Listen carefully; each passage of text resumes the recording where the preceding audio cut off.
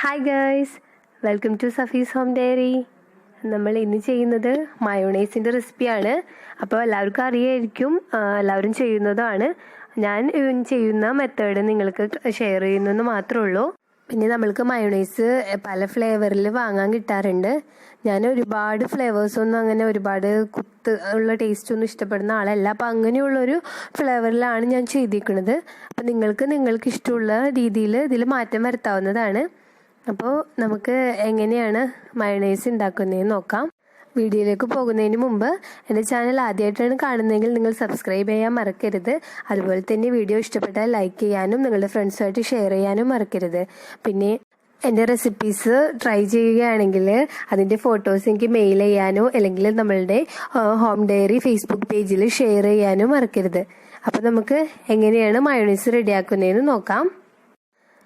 ഞാൻ ആദ്യം തന്നെ എടുത്തേക്കുന്നത് മുട്ടയുടെ വെള്ളയാണ്. ഞാനിവിടെ 2 മുട്ടയുടെ വെള്ളയാണ് ഉപയോഗിച്ചിരിക്കുന്നത്. സാധാരണ ഞാൻ മുട്ടയുടെ വെള്ള മാത്രമേ എടുക്കാറുള്ളൂ. ചിലർ മുട്ടയുടെ മഞ്ഞയും ചേർക്കാറുണ്ട്, പക്ഷെ ഞാൻ വെള്ള മാത്രമാണ് ഉപയോഗിക്കാറ്. അപ്പം അതിനുവേണ്ടി ഞാൻ ഇവിടെ ഒരു മിക്സിയുടെ ജാറിൽ എടുത്തിട്ടുണ്ട്. നമ്മൾ മിക്സിയിലാണ് നമ്മുടെ മയോണൈസ് റെഡിയാക്കുന്നത്. മാത്രമല്ല നമ്മൾക്കിത് ജസ്റ്റ് 1 മിനിറ്റിനുള്ളിൽ തന്നെ റെഡിയാക്കി എടുക്കാൻ പറ്റും. അപ്പം നമുക്ക് ഈ മുട്ടയുടെ വെള്ള ജാറിലേക്ക് ഒഴിക്കുകയാണ്. ഇനി അതിലേക്ക് ഞാൻ ചേർത്ത് കൊടുക്കാൻ പോകുന്നത് വെളുത്തുള്ളിയാണ്. ഞാൻ വെളുത്തുള്ളിയുടെ ടേസ്റ്റ് ഒരുപാട് ഇഷ്ടപ്പെടുന്നില്ല. അപ്പം അതുകൊണ്ട് തന്നെ ഒരു വെളുത്തുള്ളിയുടെ, അതായത് ഒരു ക്ലോവിൻ്റെ 1/4 ഭാഗം അല്ലെങ്കിൽ അര ഭാഗത്തോളം ചേർക്കണില്ല. ബാക്കി ഞാൻ കാണിച്ചു തരാം. ഞാൻ ഒരെണ്ണത്തിൽ നിന്ന് അരിഞ്ഞെടുത്തിട്ട് ബാക്കി എത്രയാണ് വരുന്നതെന്ന് ഞാൻ കാണിച്ചു തരാം. അപ്പോൾ അത്രയുമാണ്, കണ്ടോ, ഇത്രയും ബാക്കിയുണ്ട്. അര ഭാഗത്തിനേലും കുറവായിട്ട് ഞാൻ എടുത്തിട്ടുള്ളൂ. അപ്പോൾ അത്രയും വലിയ ക്ലോവ് ആണെങ്കിലാണ് ഞാൻ പറഞ്ഞിരിക്കുന്നത്. ചെറുതാണെങ്കിൽ അതിനനുസരിച്ച് എടുക്കാം. പിന്നെ അതിലേക്ക് ഞാൻ ആവശ്യത്തിന് ഉപ്പ് ചേർക്കുന്നുണ്ട്. ഉപ്പ് ഒരുപാട് ചേർക്കരുത്, നമ്മൾക്ക് ടേസ്റ്റ് നോക്കിയിട്ട് ആവശ്യത്തിന് മാത്രം ചേർക്കാം. പിന്നെ അതുപോലെ തന്നെ ഒരു പിഞ്ച് പഞ്ചസാര ചേർത്തിട്ടുണ്ട്. ഇനി നമുക്ക് ഇതിലേക്ക് ചേർക്കാനുള്ളത് വിനീഗറാണ്. വൈറ്റ് വിനീഗറാണ് ഞാൻ ഇവിടെ എടുത്തേക്കുന്നത്.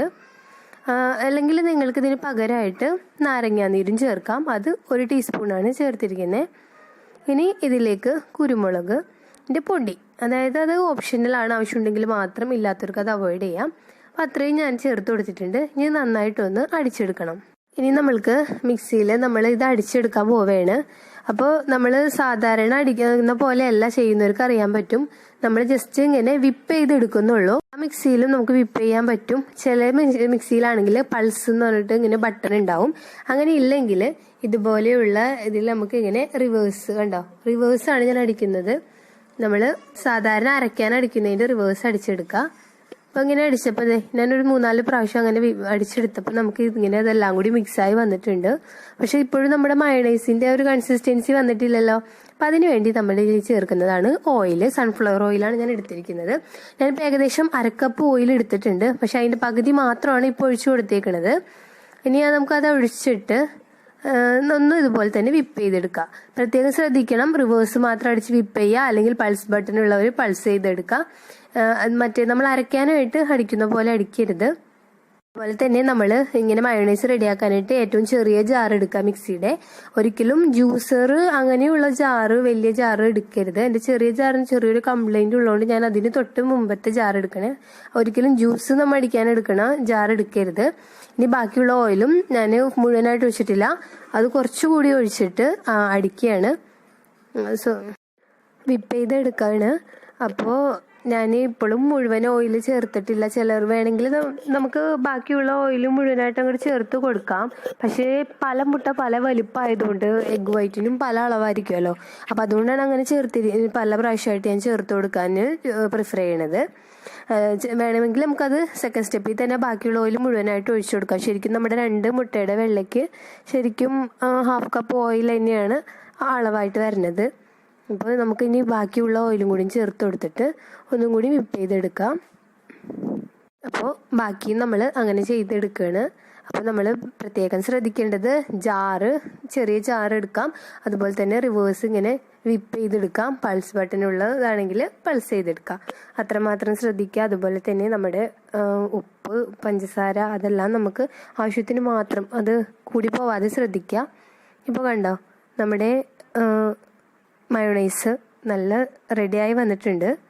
അപ്പോൾ 2 എഗ് വൈറ്റ് കൊണ്ട് നമുക്ക് ഇത്രയും മയോണൈസാണ് കിട്ടിയിരിക്കുന്നത്. നമ്മൾ പുറത്തുനിന്ന് വാങ്ങുന്ന മയോണൈസിൻ്റെ ഫ്ലേവർ, അതായത് ഏത് ഫ്ലേവറാണ് നമ്മൾ ഇഷ്ടപ്പെടുന്നതെന്ന് വെച്ചാൽ ആ ഫ്ലേവർ എല്ലാം നമുക്ക് ഇതിൽ ആഡ് ചെയ്ത് കൊടുക്കാം.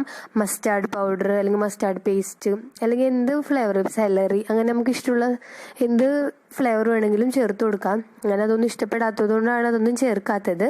അപ്പോൾ നമ്മുടെ മയോണൈസ് വളരെ എളുപ്പത്തിൽ കുറഞ്ഞ സമയം കൊണ്ട് തന്നെ റെഡിയാക്കി എടുത്തിട്ടുണ്ട്. നമുക്ക് കണ്ടാൽ തന്നെ അറിയാൻ പറ്റും, നല്ല ഫ്ലഫി, നല്ല സ്റ്റിഫായി പൊന്തി നിൽക്കുന്നുണ്ട്. നമ്മുടെ മയോണൈസ് കറക്റ്റ് റെഡി ആയിട്ടുണ്ട്. അപ്പോൾ അങ്ങനെ നിൽക്കാനായിട്ട് നമ്മൾ കറക്റ്റ് ശ്രദ്ധിക്കേണ്ടത് നമ്മുടെ എഗ് വൈറ്റിന് വേണ്ട ആവശ്യത്തിനുള്ള അത്രയും തന്നെ ഓയിൽ ചേർത്തിട്ടുണ്ടെന്ന് ഉറപ്പാക്കണം. 1 കപ്പ് ഓയിൽ എന്തായാലും നമ്മുടെ 2 മുട്ടയ്ക്ക് ആവശ്യം വരും. അപ്പോൾ എല്ലാവർക്കും നമ്മുടെ ഇന്നത്തെ റെസിപ്പി ഇഷ്ടമായെന്ന് വിചാരിക്കുന്നു. സൗണ്ട് ഇന്ന് ആർക്കെങ്കിലും ഇറിറ്റേറ്റഡ് ആയിട്ട് തോന്നിയിട്ടുണ്ടെങ്കിൽ ക്ഷമിക്കണം, എനിക്ക് കോൾഡ് ആയതുകൊണ്ടാണ്. അപ്പോൾ നമ്മുടെ ഇന്നത്തെ റെസിപ്പി എല്ലാവർക്കും ഇഷ്ടമായെന്ന് വിചാരിക്കുന്നു. എല്ലാവരും ട്രൈ ചെയ്തിട്ട് എനിക്ക് ഫീഡ്ബാക്ക് അറിയിക്കണം. അപ്പോൾ പുതിയൊരു റെസിപ്പി ആയിട്ട് വരുന്നത് വരെ bye bye from Safi's home diary.